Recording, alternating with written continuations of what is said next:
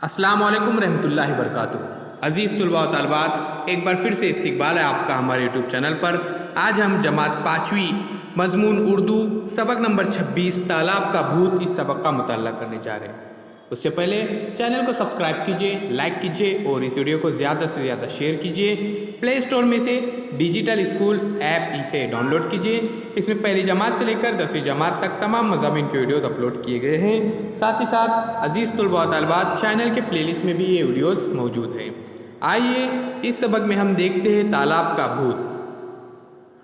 तालाब का भूत मराठी ज़बान की एक दिलचस्प कहानी है। इस कहानी को पेश करने का मकसद दूसरी ज़बानों से उनसियत पैदा करना है।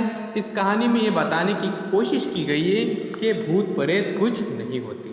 इंसान अपनी जहालत और तोहम परस्ती की बिना पर भूतों के किस्से गढ़ लेता है और उससे डरने लगता है। तो चलिए मेरे बच्चों, हम शुरू करते हैं इस सबक को। अप्रैल का महीना था। दोपहर की चिलचिलाती धूप। नारायण राव पसीने से तरबतर रामगढ़ में दाखिल हुए। रामगढ़ के सरपंच से उन्हें अपने खेतों के कागजात की नकल हासिल करनी थी। प्यारे बच्चों, देखिए यहाँ पर नारायण राव भी नज़र आ रहे हैं और सरपंच साहब भी हैं। दफ्तर में सरपंच इन्हीं का इंतजार कर रहे थे। नारायण राव ने माथे का पसीना पूछते हुए कहा, सरपंच साहब थोड़ा ठंडा पानी पिला दीजिए, बड़ी गर्मी है। सरपंच ने मेज पर रखा हुआ लोटा और गिलास आगे बढ़ाते हुए कहा, जनाब पानी हाजिर है, मगर एक गिलास से ज़्यादा न पीना, बड़ी मुश्किल से सुबह और शाम एक एक मटका मिलता है, वो भी 4 किलोमीटर दूर से लाना पड़ता है। प्यारे बच्चों देखिए, पानी की बहुत ही किल्लत है इनके गांव में, जबकि तालाब आपके सामने है। तो क्या वजह है कि पानी बहुत ही कम मिकदार में है? तो चलिए देखते हैं। मगर गांव का तालाब छोड़कर आप अपनी इतनी दूर से पानी क्यों लाते हो? यहाँ पे पूछते कि गांव का जो तालाब है आपके सामने, इसे छोड़कर आप इतने दूर से पानी क्यों ला रहे हो? अजी जनाब क्या बताए, ये तालाब तो गांव वालों के लिए मुसीबत बन गया है। क्या बन गया है? मुसीबत। वो कैसे? नारायण राव ने हैरत से पूछा। सरपंच ने इधर उधर देखते हुए राजदाराना अंदाज में कहना शुरू किया। राजदाराना यानी प्यारे बच्चों राजदारी से हल्की आवाज में उन्होंने कहा कि गांव के बड़े बूढ़ों का कहना है कि तालाब में कोई भूत घुस आया। जहां किसी ने तालाब का एक घोंट पानी पिया, उसे कोई न कोई बीमारी आ दबोचती है। आ दबोचना यानी अचानक मजबूती से पकड़ लेना। तो चलिए आगे देखते हैं क्या होता है। पिछले हफ्ते बड़े बड़े आमिल आकर चले गए, मगर भूत का बाल भी बेका न कर सके। तो यहाँ पर कुछ बिगाड़ ना पाना यानी भूत का कुछ भी कर न सके। आइए आगे देखते हैं। वो अब भी तालाब में घुसा बैठा है। कौन प्यारे बच्चों? भूत। ये सुनकर नारायण राव गांव वालों की झालत और लाइल्मी पर दिल ही दिल में पेच-उताप खाने लगे। फिर सरपंच का लिहाज रख के संजीदा लहजे में बोले, क्या बोलते प्यारे बच्चों के देखिए सरपंच साहब, आप तो जानते हैं कि मैं ग्राम सुधार कमेटी का मेंबर हूँ और हमारे पास ऐसे ऐसे नुस्खे हैं कि आपका भूत 2 रोज में गांव छोड़कर भाग खड़ा होगा, मगर शर्त ये कि गांव वाले भी हमारा हाथ बिठाए। तो देखते प्यारे बच्चों के गांव वाले हाथ बिठाते हैं या नहीं। देखिए जनाब, आप जो कुछ भी करें सोच समझ कर करें। भूत बड़ा तगड़ा है। भूत कैसा है? बड़ा तगड़ा, बड़ा मजबूत है। नारायण राव जब वापस अपने शहर जाने लगे, तब उन्होंने उस तालाब का गौर से मुआयना किया। तालाब की मंडेर जगह जगह से टूटी हुई थी। तालाब के अतराफ जो बांधी हुई दीवार थी, वो जगह जगह से टूटी हुई थी। किनारों पर जंगली झाड़ियाँ और पौधे कसरत से उगे हुए थे। पानी की सतह गंदगी और नीली काई से ढकी हुई थी। काई पर दरख्तों के सूखे पत्तों की चादर सी बिछी हुई थी। लोग तालाब में नहाते, कपड़े धोते और मवेशियों को नहलाते, फिर पानी भी इसी का पीते थे। जैसे कि प्यारे बच्चों आपके सामने तस्वीर में पूरा मंजर बयान किया गया है। नारायण राव गाँव वालों की जहालत पर अफसोस करते हुए शहर पहुंचे। उन्होंने सबसे पहले क्या किया कि ग्राम सुधार कमेटी के जो सेक्रेटरी थे उनको तमाम वाक़या सुनाया।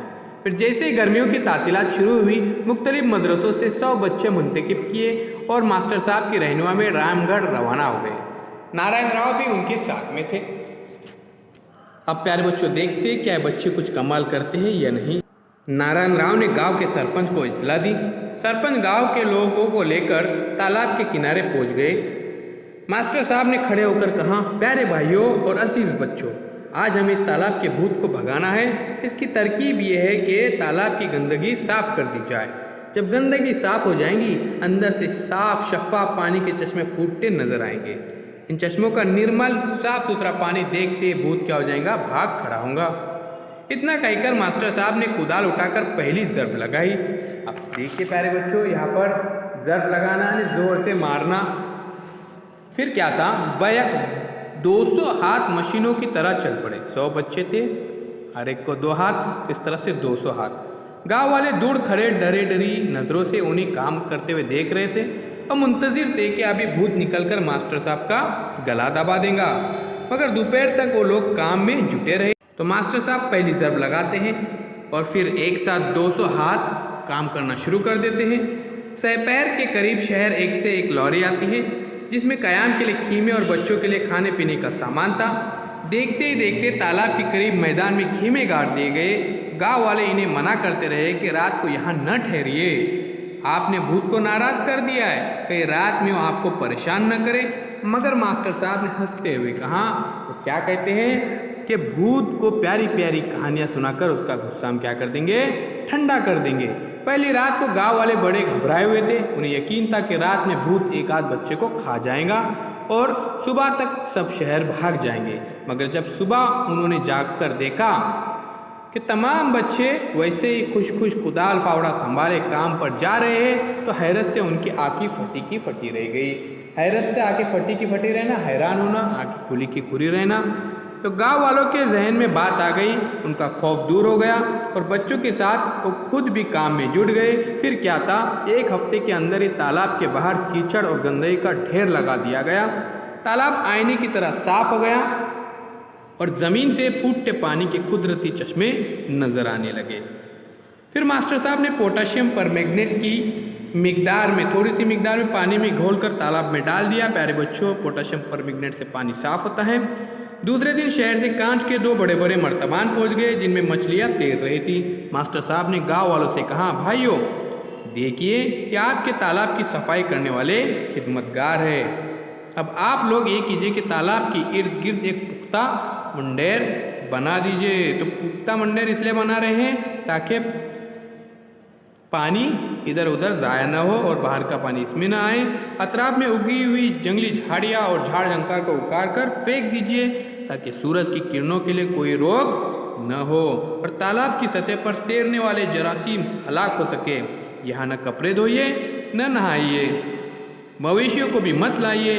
फिर देखिए आप लोग कैसे तंदुरुस्त और खुश रहते हैं। सरपंच साहब ने मास्टर साहब का शुक्रिया अदा किया और गांव वालों से कहा कि अब समझ में आया कि भूत प्रेत कोई चीज़ नहीं, ये तो इंसान का वहम और जहालत ही है जो सबसे बड़ा भूत है। तो प्यारे बच्चों, चैनल को सब्सक्राइब कीजिए, लाइक कीजिए और इस वीडियो को ज़्यादा से ज़्यादा शेयर कीजिए।